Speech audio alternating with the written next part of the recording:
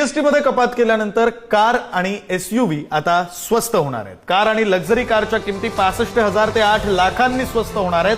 BMW, Mercedes बेन्झच्या किमतीही 60,000 ते 11 लाखांनी स्वस्त होणार आहेत। टाटा गाडीच्या किमती सुमारे 1 लाखांनी कमी होतील। 22 सप्टेंबर पासून नवे दर लागू होतील। दसरा दिवाळीत गाडी घेण्याची संधी आता सर्वसामान्यांना आणि सर्वांनाच आहे। कोणती गाडी साधारण किती किमतीने स्वस्त होणार आहे, आपण ग्राफिक्सच्या माध्यमातून काही मुद्दे समजून घेऊया। महिंद्रा एक्सयूव्ही 700 1,43,000 स्वस्त होईल, 1.5 लाख रुपये वाचतील। महिंद्राची बोलेरो निओ ही जवळपास 1.25 लाख म्हणजे 1,27,000 रुपयांनी स्वस्त होईल।